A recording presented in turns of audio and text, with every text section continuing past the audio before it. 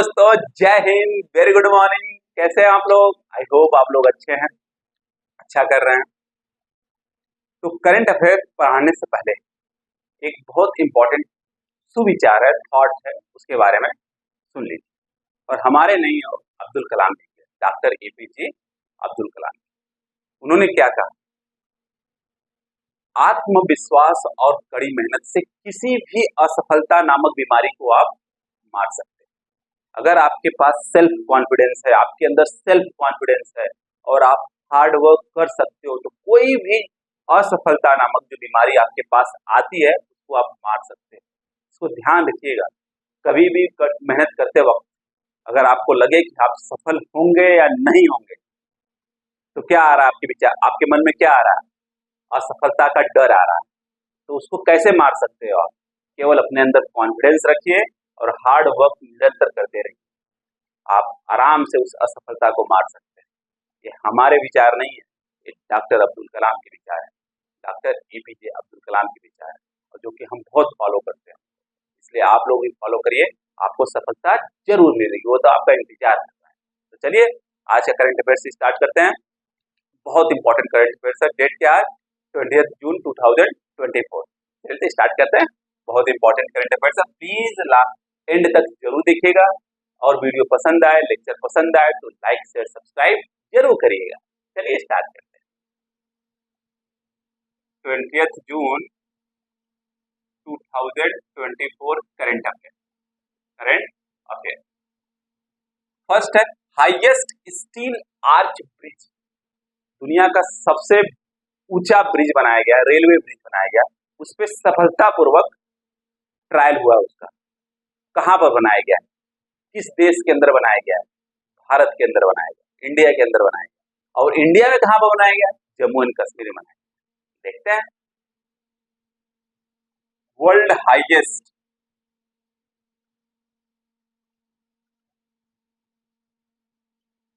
Steel का बना है, स्टील आर्च ब्रिज का नाम क्या है? चेनाब ब्रिज।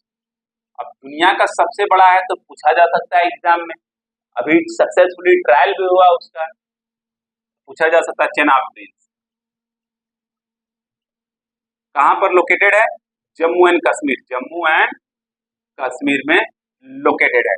अभी वहां पे ट्रायल हुआ है ट्रेन का, मतलब ट्रेन चलाई गई सफलतापूर्वक, आराम से सक्सेसफुली ट्रेन का ट्रायल कंप्लीट हुआ है। किस किस किस जगह के बीच में चलाया गया वो बहुत इंपॉर्टेंट है, क्योंकि पहली बार चलाया गया ट्रायल, ट्रेन का ट्रायल।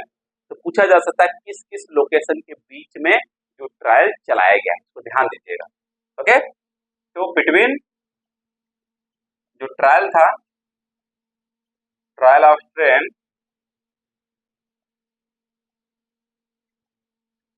बिटवीन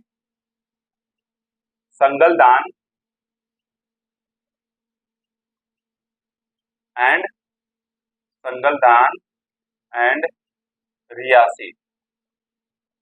रियासी वही जगह है जहां पर भी कुछ समय पहले आतंकवादियों ने हमला किया था और बहुत से इनोसेंट लोग मारे गए, बहुत ज्यादा लोग मारे गए। लेकिन बहुत दुख की बात है, हमारी इंटेलिजेंस जो है वो क्या करती है हमको समझ में नहीं आता है। आतंकवादी, उनका काम इसी तरीके से लोगों को मारना, डिस्टरबेंस क्रिएट करना, लोगों के अंदर भय करना, भय पैदा करना। तो इंटेलिजेंस को काम अच्छे से करना चाहिए। बहुत इनोसेंट लोग मारे गए। ये रियासी, यहीं पर अटैक हुआ था। ये कहां पर है? रामबान में। तो इन इसके और इसके बीच में पहली बार जो है ट्रेन का ट्रायल सक्सेसफुल हुआ। कहां पर? चेनाब ब्रिज में। चेनाब ब्रिज दुनिया का सबसे ऊंचा रेलवे ब्रिज है, तो ध्यान दीजिएगा। इसकी हाइट जो है 359 मीटर है, 359 मीटर। और लेंथ, जो इसका लेंथ है वो कितना? 1315 मीटर, 1315 मीटर लेंथ है। ये क्या करेगा? ये कब सोचा गया था? ये 2003 में एपीजे अब्दुल कलाम जब उस समय के प्रेसिडेंट थे, और प्राइम मिनिस्टर उस समय के कौन थे? अटल बिहारी वाजपेयी। अटल बिहारी वाजपेयी द्वारा यह सोचा गया था। कि चेनाब ब्रिज पर ब्रिज बनाया जाए, रेलवे ब्रिज, जिससे कि वो डिस्टेंस कम कर दिया जाए और कम्युनिकेशन को बढ़ाया जाए और वहाँ पे ट्रेड को बढ़ाया जाए और लोगों के अंदर जो ट्रेवलिंग का प्रॉब्लम है उसको कम किया जाए। और वो सपना जो है अब जाकर साकार हुआ, पूरा हुआ। समझ में आ गया? ओके। जो पेरिस का आईफिल टावर है उससे लगभग डबल ऊंचाई पर है, ध्यान दीजिएगा। ओके। तो पूछा जा, अब नाम ही है चेनाब ब्रिज, मतलब चेनाब रिवर पर ये ब्रिज बना हुआ है, रेलवे ब्रिज है। तो और इसके साथ क्या है, अगर मान लीजिए कि आप 40 किलो का बम लगा दें, 40 केजी का बम लगा दें, तब अगर वो विस्फोट हो जाए तब पर भी इस ब्रिज पर कोई असर पड़ने वाला नहीं है। 40 केजी एक्सप्लोजिव, तो ध्यान दीजिएगा, 40 केजी एक्सप्लोजिव। और इवन अर्थक्वेक, अगर अर्थक्वेक जो है एक मैग्नीट्यूड का आ जाए, 8 मैग्नीट्यूड का अगर अर्थक्वेक आ जाता है तब पर भी इस ब्रिज के ऊपर कोई असर नहीं पड़ने वाला है। सबकी टेस्टिंग कर ली गई। समझ में आ गया? पक्का इसको ध्यान दीजिएगा। दुनिया का सबसे ऊंचा ब्रिज है, इसको नोट डाउन कर लीजिएगा वीडियो पॉज करके, इसलिए क्वेश्चन पूछा जा सकता है हमारे एग्जाम में।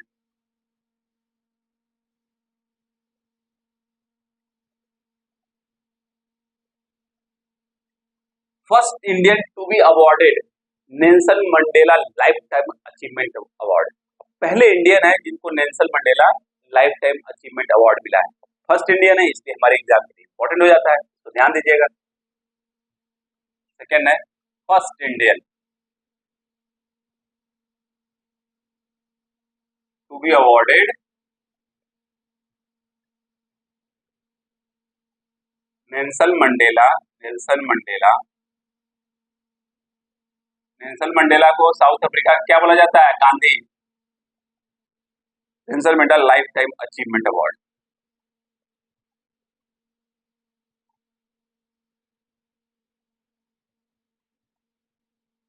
अवार्ड किसको मिला है? विनोद गनात्रा को। विनोद गनात्रा को किस लिए मिला है? विनोद गनात्रा को ये भी पूछा जा सकता है क्वेश्चन, जो Nelson Mandela lifetime achievement award है किस फील्ड में दिया जाता है? तो फिल्म के सेक्टर में दिया जाता है। और जो विनोद गनात्रा जी हैं वह गुजराती फिल्म मेकर है, ध्यान दीजिए, ये गुजराती फिल्म मेकर और पहले इंडियन है जिनको मिला है।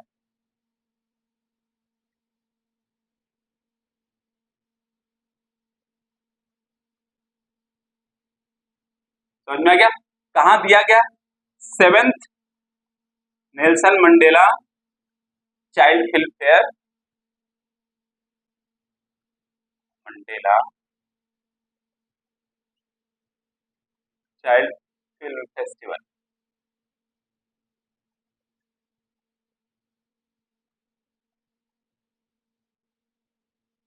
कहाँ पर? साउथ अफ्रीका में।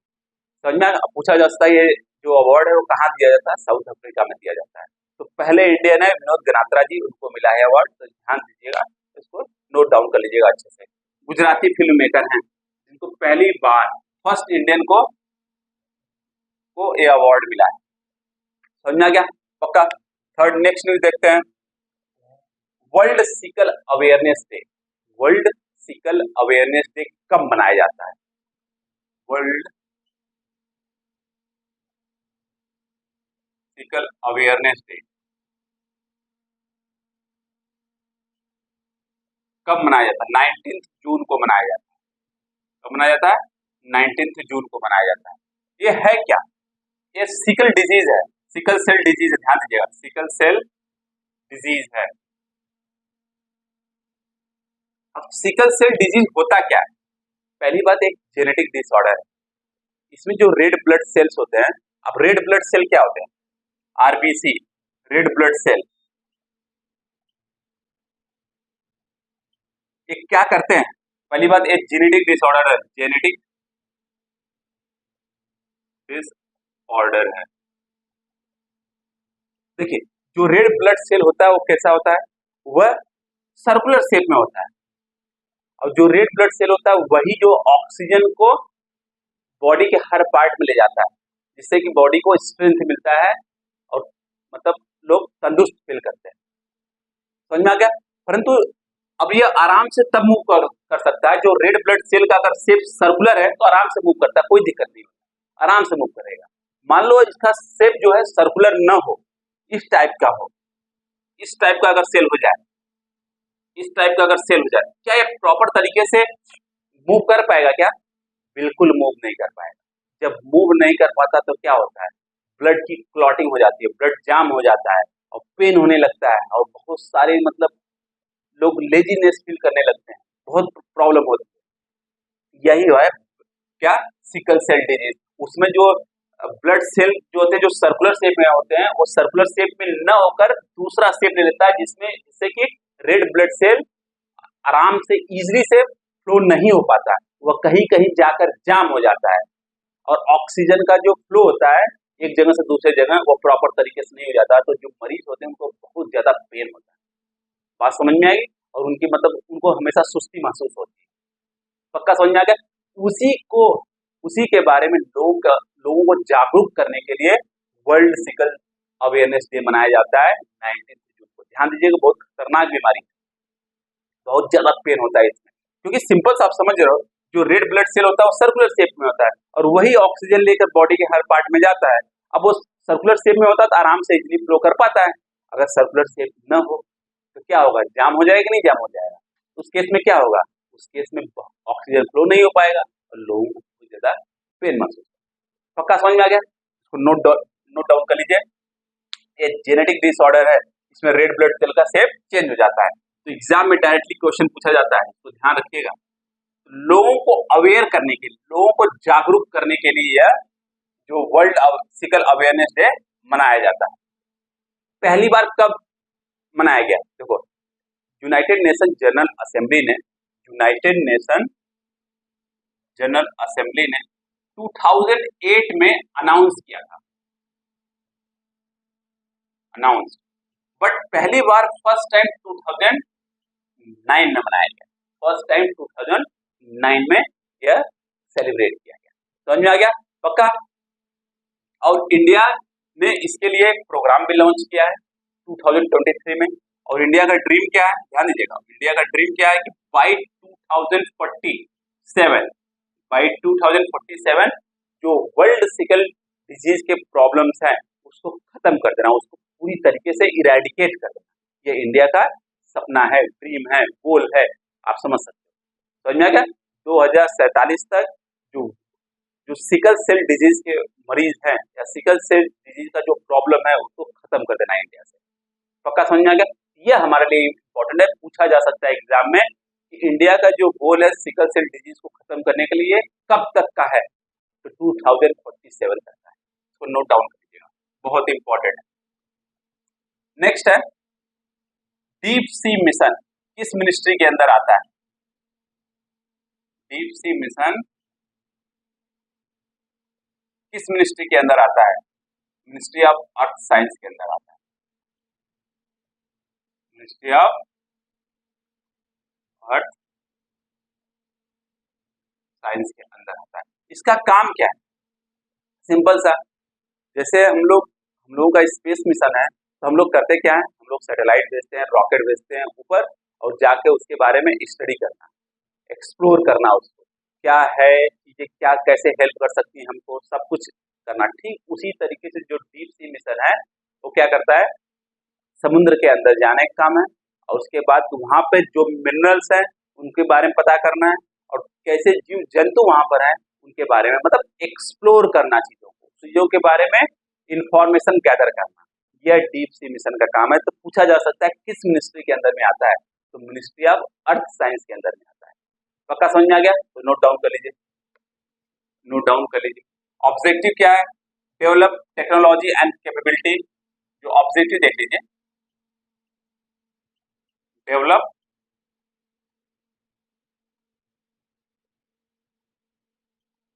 टेक्नोलॉजी एंड कैपेबिलिटी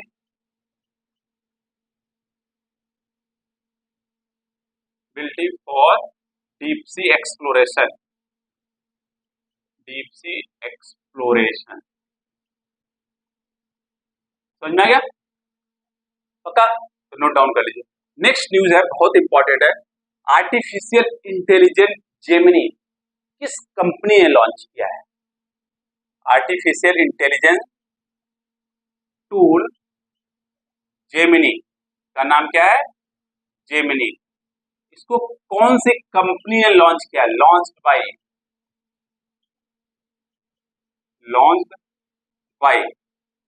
अब चार ऑप्शन दे देगा, माइक्रोसॉफ्ट, IBM, एप्पल और गूगल। तो अगर आपको पता है तभी जाके आप टिक कर पाओगे। तो कौन करता है, कौन किया है? गूगल ने किया है इन इंडिया। इसका मेन उद्देश्य क्या है? पहली बात, 9 लैंग्वेज में लॉन्च किया गया है। 9 लैंग्वेज, 9 लैंग्वेज। अब कौन कौन से लैंग्वेज में? मराठी, गुजराती, बंगाली, कन्नड़ा, तमिल, तेलुगु, हिंदी, उर्दू। कितने हो गए? 1 2 3 4 5 6 7 8 और मलयाली। ये 9 लैंग्वेज में लॉन्च किया गया।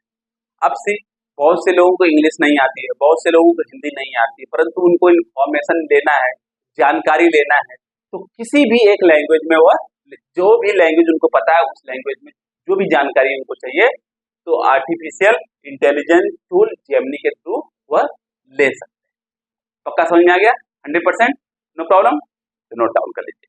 तो डायरेक्टली पूछा जा सकता है कि आर्टिफिशियल इंटेलिजेंस टूल जेमिनी कौन सी कंपनी ने लॉन्च किया है? अगर आपको पता है तो आपका काम हो जाएगा।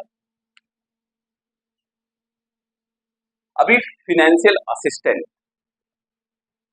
प्राइम मिनिस्टर मोदी ने अभी 17th इंस्टॉलमेंट लॉन्च किया है, रिलीज किया है। 17th इंस्टॉलमेंट ऑफ प्रधानमंत्री किसान सम्मान निधि। कितना लॉन्च किया, मतलब कितना देते हैं एक साल में एक व्यक्ति को, जो फार्मर है, जो गरीब फार्मर है, उसको कितना रुपया दिया जाता है एक साल में? पहली बात, 3 इंस्टॉलमेंट में दिया जाता है एक साल में, दो हजार करके हर 4 महीने पे दिया जाता है। मतलब टोटल जो है 6000 रुपीज अंडर प्रधानमंत्री किसान सम्मान निधि योजना के थ्रू दिया जाता है। किस लिए दिया जाता है? कि फार्मर को इकोनॉमिकली सपोर्ट किया जाए, इसलिए दिया जाता है। तो अभी न्यूज में क्यों? क्योंकि प्रधानमंत्री मोदी प्रधानमंत्री बनने के बाद जो पहला काम किए हैं वह 17th इंस्टॉलमेंट जो है इसका, उसको रिलीज किए। तो एग्जाम में पूछा जा सकता है, ध्यान दीजिएगा। फाइनेंशियल असिस्टेंट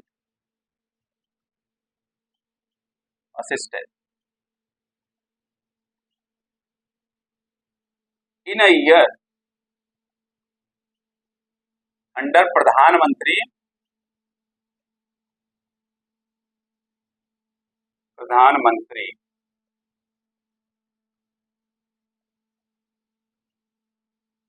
किसान सम्मान निधि।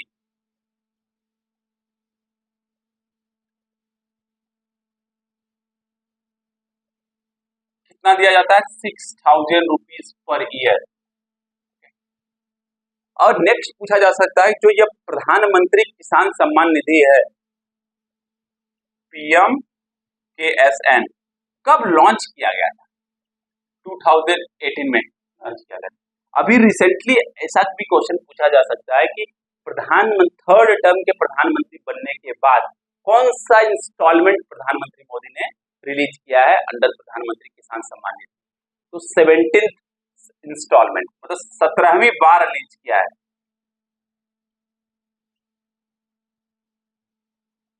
ऑन 18th जून। समझ में आ गया? पक्का, नो प्रॉब्लम, तो नोट डाउन कर लीजिए। पूछा जा सकता है एग्जाम में, क्योंकि थर्ड टर्म के जब प्रधानमंत्री बने, थर्ड टर्म में प्रधानमंत्री बने तो ये काम किए हैं, तो पूछा जा सकता है। ये किस लिए, उसका ऑब्जेक्टिव क्या है?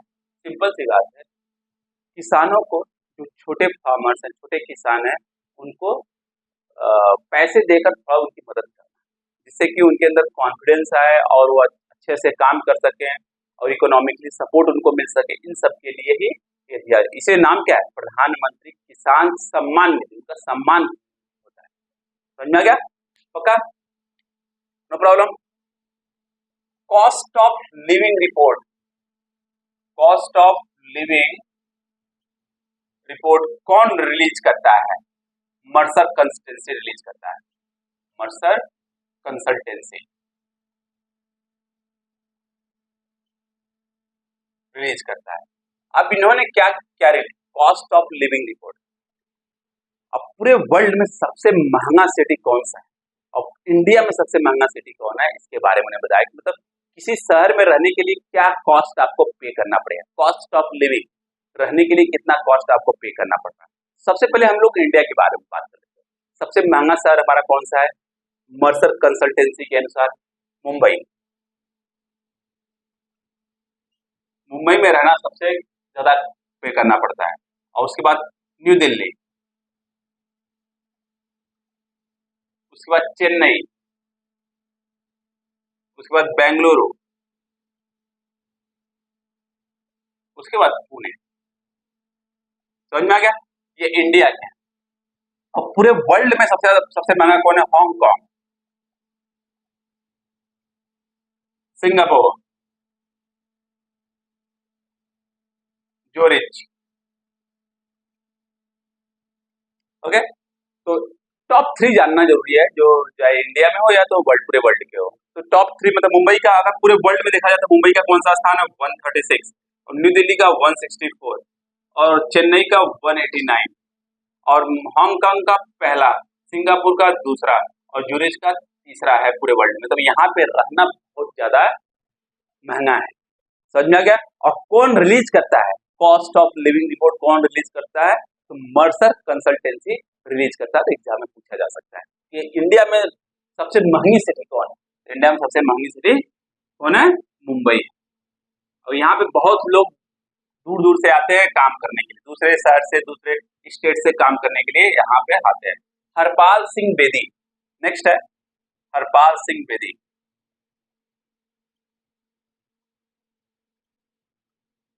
बेदी रिसेंटली पास करने, उनका मृत्यु हो गया।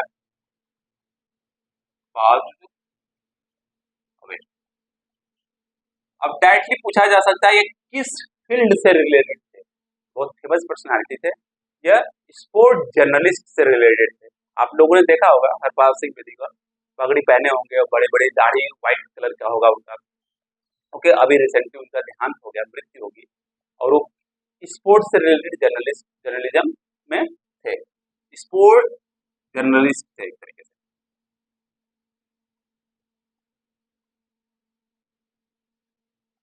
समझ में आ गया? 2012 में जो लंदन ओलंपिक हुआ था, उसमें इंडियन प्रेस अटाचे थे, इंडियन प्रेस अटाचे थे 2012 लंदन ओलंपिक में। इसको ध्यान दीजिएगा, बस सिंपल से पूछा जा सकता है कि जो हरपाल सिंह बेदी हैं किस फील्ड से रिलेटेड हैं। अगर आपको पता है तो कर लो। जर्नलिस्ट थे, कौन से? स्पोर्ट्स जर्नलिस्ट थे। समझ में आ गया? पक्का? तो नोट डाउन कर लीजिए। नेक्स्ट है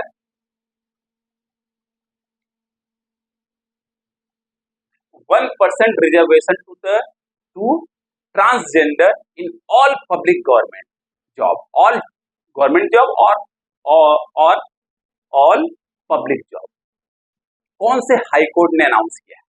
अभी एक हाई कोर्ट है जिन्होंने कहा है कि हर जो पब्लिक जॉब्स है, हर जो गवर्नमेंट जॉब्स है, उसमें ट्रांसजेंडर को 1% का रिजर्वेशन मिलना चाहिए। तो कौन सा high court? Calcutta high court ने किया है। पूछा जा सकता है, जाने बहुत इंपॉर्टेंट। समझ गया? तो 1% reservation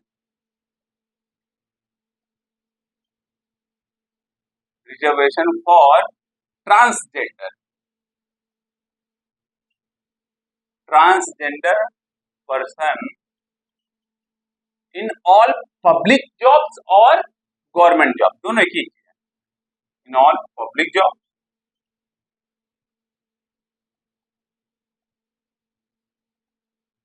announce by the Calcutta high court. समझ में आ गया? तो डायरेक्टली पूछा जा सकता है। अभी ध्यान दीजिएगा, 1% reservation for transgender person in some public jobs, ऐसा भी स्टेटमेंट दिया जा सकता है एग्जाम में। तो पूछा जा सकता है कौन सा करेक्ट है? तो ध्यान दीजिए, ऑल पब्लिक जॉब्स की बात हो रही है यहाँ पर, तो ध्यान दीजिए ऐसे आपको करंट अफेयर्स पढ़ने होते हैं। ओके, नो प्रॉब्लम, तो नोट डाउन कर लीजिए। कलकत्ता हाई कोर्ट द्वारा अनाउंस किया गया, किस लिए किया गया? क्योंकि जो ट्रांसजेंडर हैं उनको सोशल सिक्योरिटी दिया जाए, समझना है, उनको सोशल सिक्योरिटी दिया जाए। अब इसी के लिए 2019 में पार्लियामेंट ने भी एक एक्ट पास किया था ट्रांसजेंडर को सिक्योरिटी प्रोवाइड करने के लिए। उस एक्ट का नाम क्या है देख लेते हैं। The transgender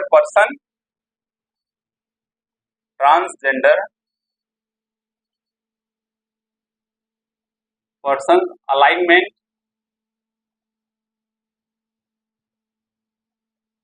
alignment of rights act 2019। किस लिए? ट्रांसजेंडर को सिक्योरिटी, सेफ्टी, ये सब प्रोवाइड करने के लिए, समाज में सम्मान के लिए, इसलिए पास किया गया। समझ में आ गया? पक्का। अब नेक्स्ट देखते हैं last news of the day. Last news of the day 10, according to the SIPRI,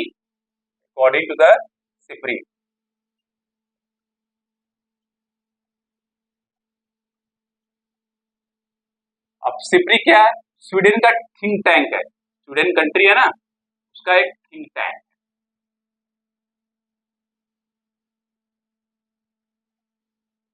report में क्या बताया? Number of nuclear bomb, number of nuclear weapon in India कितना हो गया है? 172। हमारे इंडिया में न्यूक्लियर बम्स के जो नंबर हैं वो कितने हो गए? 172। और पहली बार हम लोगों ने पाकिस्तान को क्रॉस किया है। पाकिस्तान के पास कितने हैं? 170 न्यूक्लियर बम्स हैं। तो सिप्री जो है वो क्या है? स्वीडन का एक थिंक टैंक है, वह ये रिपोर्ट निकाला है अबाउट द न्यूक्लियर वेपन्स, पूरे वर्ल्ड के बारे में निकाला है। तभी हम लोग इंडिया की बात करते हैं, तो इंडिया में कितने अभी न्यूक्लियर बम्स है? 172। पाकिस्तान में कितने? 170। पहली बार हम लोगों ने पाकिस्तान को ओवरटेक किया, तो हमारे लिए बहुत ही इंपॉर्टेंट न्यूज है। लास्ट ईयर हमारे ये तो 2024 का हो गया, और 2023 में कितने न्यूक्लियर बम्स थे हमारे पास? 164 न्यूक्लियर बम्स थे। सबसे ज्यादा न्यूक्लियर बम किसके पास है? रसिया के पास, रसिया के पास। फिर उसके बाद अमेरिका के पास, फिर उसके बाद चाइना के पास, फिर उसके बाद फ्रांस के पास, फिर उसके बाद ब्रिटेन के पास, फिर उसके बाद इंडिया के पास, अब रसिया के पास कितने हैं? 5580, अमेरिका के पास 5044, चाइना के पास 500, और फ्रांस के पास 290, और ब्रिटेन के पास 225, इंडिया के पास 172, पाकिस्तान के पास ओके 170, और इजराइल के पास 90, नॉर्थ कोरिया के पास 44, आई थिंक 50। समझ में आ गया? तो सिप्री ने, जो स्वीडन के थिंक टैंक है, वह न्यूक्लियर बम के बारे में एक रिपोर्ट जारी किया है और बताया है कि इस देश के पास कितना न्यूक्लियर बम है। आप देखिए रसिया के पास कितना है? 5580। ये तो मतलब रसिया का बहुत सारा न्यूक्लियर वेपन छिपा हुआ है, तो बताता नहीं है सही। समझ आ गया? पक्का, नो प्रॉब्लम। हमारे लिए बहुत इंपॉर्टेंट, इसको देख लीजिए।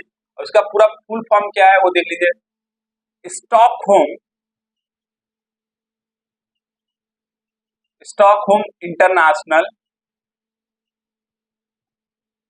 इंटरनेशनल पीस रिसर्च इंस्टीट्यूट,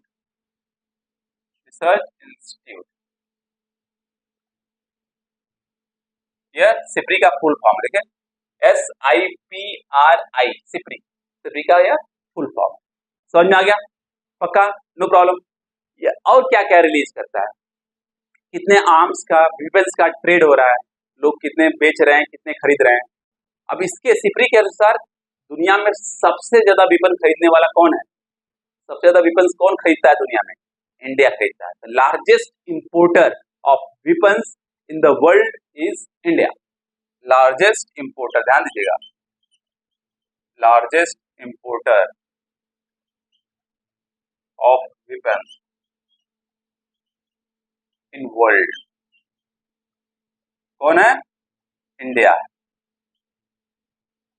और सिपरी के अनुसार इंडिया जो है न्यूक्लियर पावर जो है जनरेट करेगा लगभग 1,00,000 मेगावाट बाई 2047। 2047 तक हम लोग कितना मेगावाट जनरेट करेंगे न्यूक्लियर एनर्जी का, न्यूक्लियर पावर का? 1,00,000 मेगावाट, बहुत ज्यादा है। समझ में आ गया? पक्का? No problem. आज के लिए बस इतना ही, इसको नोट डाउन कर लीजिएगा आप लोग। आज के लिए बस इतना ही। जाने से पहले अगर आपको वीडियो पसंद आए, लेक्चर पसंद आए, तो लाइक शेयर सब्सक्राइब जरूर करिएगा और बेल आइकन दबाना तो बिल्कुल मत भूलिएगा, अदरवाइज नोटिफिकेशन मिस कर देंगे। बाय बाय, टेक केयर, पढ़ते रहिएगा।